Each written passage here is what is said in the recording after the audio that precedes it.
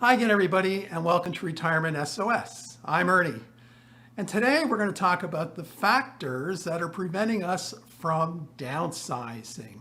And downsizing is a natural part of retirement. When your kids leave home, you have all this extra space that you don't need. But since 2020, seniors have been putting their downsizing plans on hold. They are very comfortable and they actually feel healthier just staying put in their homes due to the environment we're in at this time. Also, let's not forget, moving is very expensive. There's the land transfer taxes, administrative costs, real estate commissions. It just all adds up. So last summer, Beth and we started a discussion about downsizing.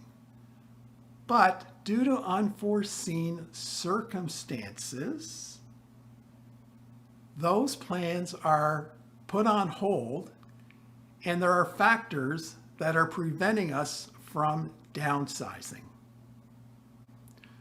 Our son moved out a couple of years ago. And he's renting the upper floor of a small house in downtown Toronto. And his lease expires at the end of November. Meanwhile, rents in Toronto have gone up anywhere from 2% to as high as 20% in a year. Now, so far, he hasn't talked to his landlord about next year's rent. So what he's afraid of is that he may not be able to afford his rent when his lease expires at the end of November. So if not, we told him he's welcome to come back home. And we haven't changed his bedroom. We haven't done anything with it. His bed is still there. The paint color is still the same. So he can move right in if he so wishes. And as parents, we have, I think, an obligation to help our kids, especially these days when the cost of living is so high. I mean, as seniors, we're trying to control our expenses. Can you imagine what it's like as a young person? It's very difficult out there. So there's no shame if our son comes back home. So we're talking about the factors that are preventing us from downsizing. So now let's talk about our daughter. She's just finished her master's program. She did very well in school, and she's now a paid intern with the government of Ontario. So she's hoping that that will lead to a full-time job in October. And with most students, once they graduate, they don't really have a lot of money to start with. So she needs to be given an opportunity to save for her future.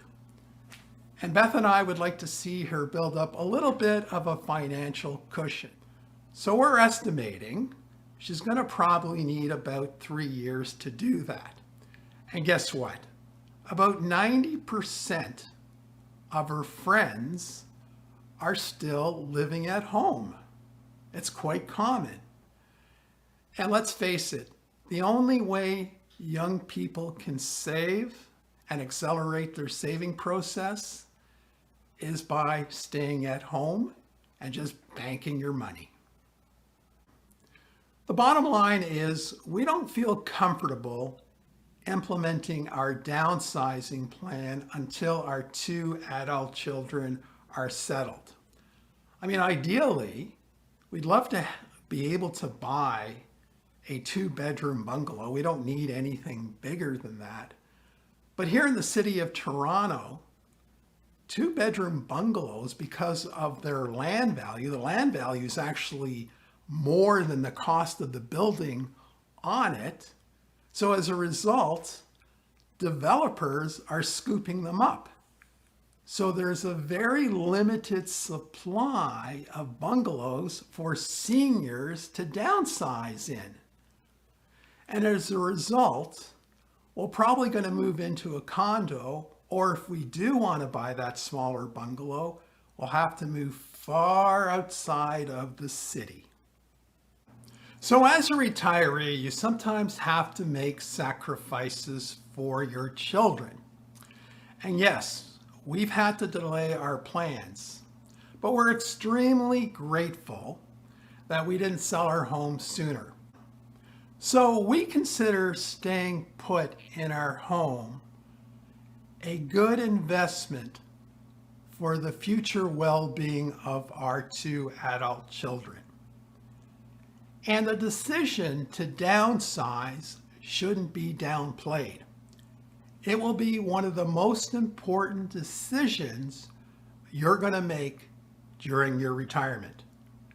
So we hope you've enjoyed this video. We hope we've given you some more food for thought when it comes to your downsizing decision. So until next time, bye for now.